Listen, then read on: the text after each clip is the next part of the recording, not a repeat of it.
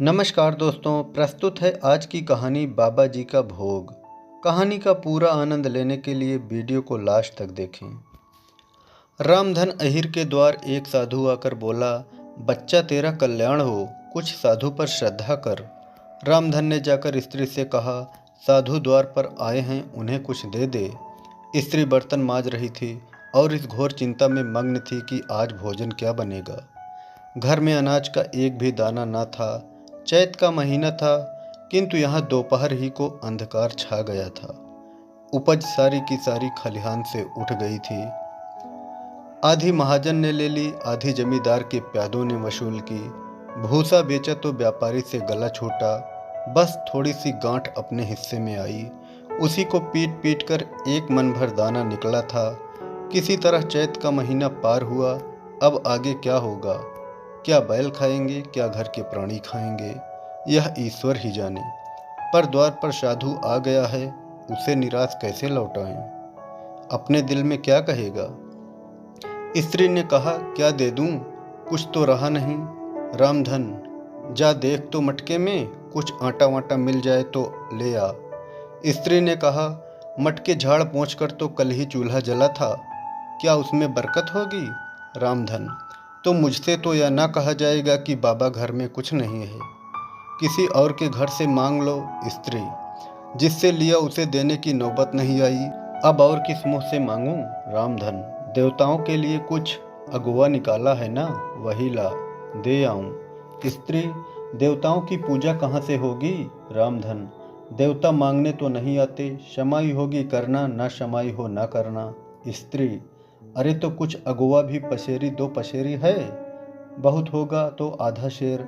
इसके बाद क्या फिर कोई साधु ना आएगा? उसे तो जवाब देना ही पड़ेगा। रामधन, यह बला तो टलेगी, फिर देखी जाएगी। स्त्री झुंझला कर उठी और एक छोटी सी हांडी उठा लाई, जिसमें मुश्किल से आधा सेर आटा था। वह गेहूं का आटा बड़े यत्न से देवताओं के लिए रखा हुआ था।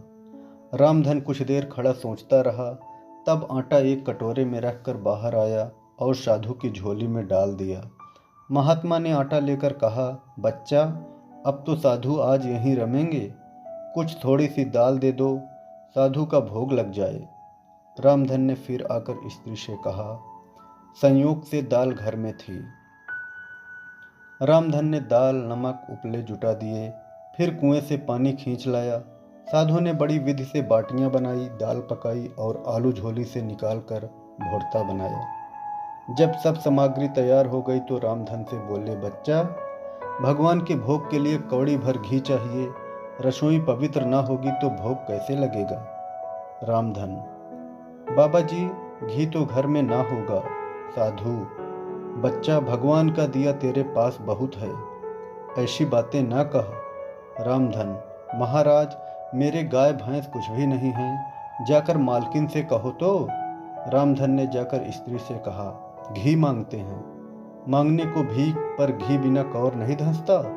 स्त्री, तो इसी दाल में से थोड़ी लेकर बनिए के यहाँ से ला दो। जब सब किया है तो इतने के लिए उन्हें नाराज करते हो? घी आ गया। साधु जी ने ठाकुर जी की पिंडी निकाली, घंटी बजाई और भोग लगाने बैठे। खूब तनकर खाया, फिर पेट पर हाथ फेरते हुए द्वार पर लेट गए।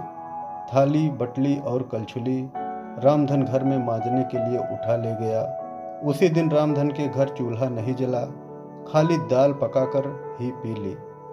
रामधन लेटा तो सोच रहा था, मुझसे तो अच्छे यही हैं। कहानी कैसी लगी कमेंट में ज़रूर बताएं।